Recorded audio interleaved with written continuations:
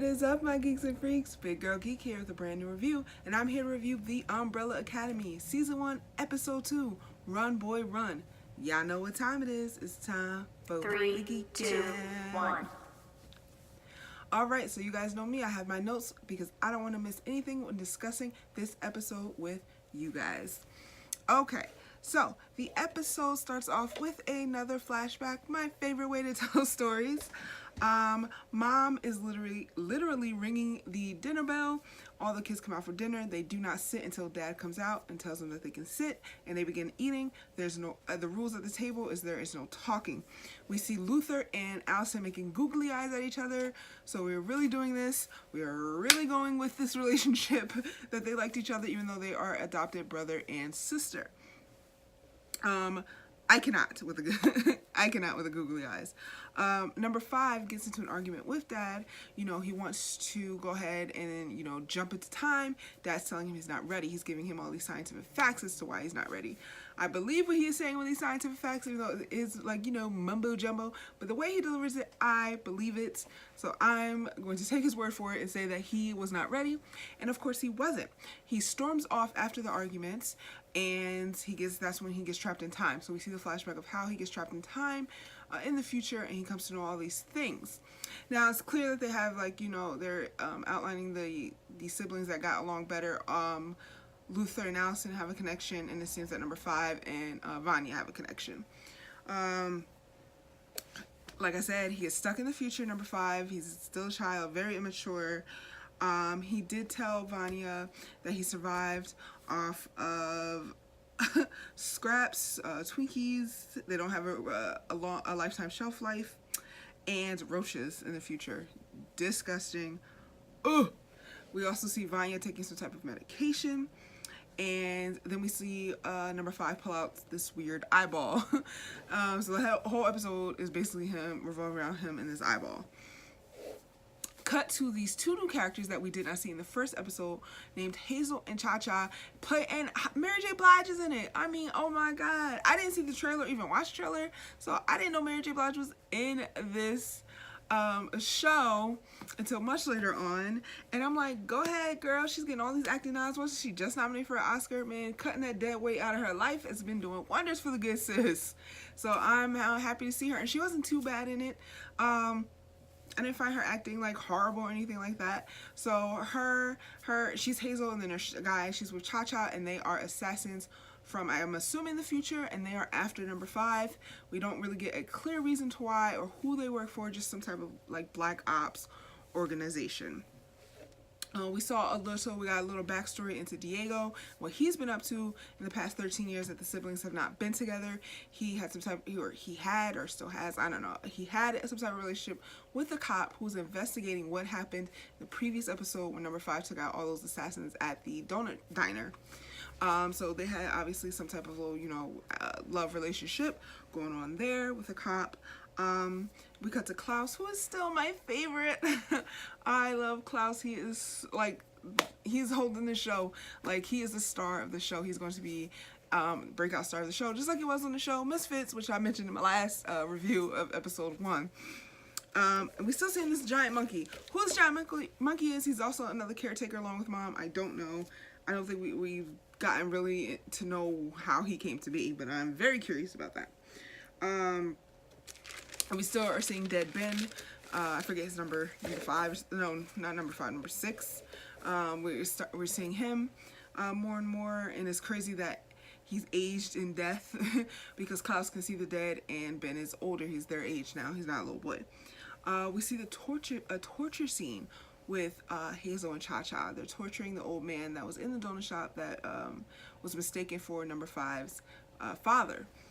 And like I said, it was funny. The show is doing the evil, crazy stuff like torture and making it funny, and I'm loving every single minute of it. It was not bothering me that they were sitting there electrocuting this man and twisting his nipples to try and get information out. It was funny. The dialogue was funny. We see Allison have a argument with her child's father about wanting to speak to her. She missed going to this funeral. She missed her scheduled appointment time to spend time with her daughter, and the father did not let her speak to her. It was very sad. She gets in a little mini argument off of that, anger that she's having with that situation with Vanya, and she says some mean things to her. But that's what sisters do.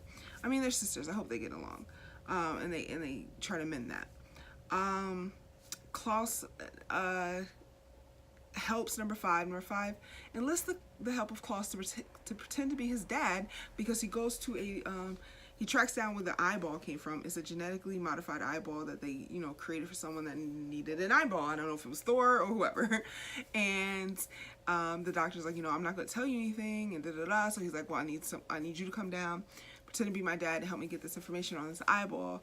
And they have this whole scene where Klaus smacks number five in the face to give him a bloody lip, takes a snow globe, hits himself over the face, so his face is bloody, and he then threatens the doctor, saying, call security, I'm gonna tell him that you did this to us to get the information. And the whole scene was just funny. The way he went about it is funny. I can't even describe it. You guys just have to watch and see. It is so good. I'm telling you, this show, and there's only 2 episodes in, I know it's gonna be a breakout hit, and it's doing, I think it's gonna do wonders. It's gonna be great. It's gonna do big numbers, and I'm sure they'll announce season 2 any minute now, because it's great, and I'm seeing it all over the internet. Vanya, we cut to Vanya. She is a music teacher as well as an author, and a man shows up. Some random man named, oh my god, I can't even, Leonard, shows up to her door to take lessons. Asks her out on a date. Can't even get it out. Asks her out on a date, and I find it to be too convenient, and I do not trust Leonard. What do you guys think? Let me know in the comments. Then we see Allison, moping about, and we see her see these old videos, that surveillance videos that the dad used to take of the kids, and she sees something shocking on the video, and we do not know what it is. We see Diego and Luther have a moment where Luther lets Diego know that he does not think he killed the dad. He has an alibi. He just tells him, to get out. He's not here for it, whatever. Luther works at a gym. And that's their scene. They're still beefing. Now, we see Allison try to tell Luther what is going on with the tapes, but they get interrupted by number 5, who's bloody because he had another shootout with Cha-Cha and Hazel in a clothing shop, and he said he wasn't alone. He was with someone named Dolores. Dolores, he pulls some I Am Legend stuff, and Dolores is actually a mannequin. It's not even a real person. They shoot up the mannequin, and that drives him nuts. He gets hurt, and the cops show up, and Diego hears what's going on. The shootout at the not even a jewelry store, at the clothing store, on the radio, and he goes over and checks that out with his cop friend, who found the tortured man in his garage. So I mean, a lot has been going on in this episode. Number 5, it ends with number 5. We see his peek back into the future, and what he saw, he saw a dead Luther who was holding the eyeball, and then he sees the rest of his siblings dead in the future. And this is all supposed to happen in like 8, now maybe 7 days after this next episode. So again, I mean, another great episode, another solid episode. I give it an A+. I'm loving the acting, the writing, the direction, everything about it. The story is just great. I'm loving it. It's such an interesting story. It definitely makes me want to pick up the comic book, which I'm sure is the part of what they wanted to get out of the series, is for people to know the creators of these characters. And I mean, it works. I'm definitely interested. My last review, I had some comments from people that actually read the comics and told me that finish the series and read the comics. I've had comments from people that actually binge watched and have finished the series telling me I'm gonna love it, and I'm loving it so far. But what do you guys think? Please let me know in the comments, and I can't wait to discuss with you. That is my review and recap of the Umbrella Academy Season 1, Episode 2, Run Boy Run. Like I said, overall, great episode, great writing, great direction, great everything. I'm loving the story. I'm loving it so far. I can't wait to see what's going to happen with these characters. If I had to say anything, the only thing I wish is that we get to see more powers used from everybody. But I'm sure that's going to come down the line, and it's a slow burn, and it's definitely making me want to watch and go watch another episode right now. So that's all I have for you guys. Until next time, I am out of here. Big girl geek out. Peace.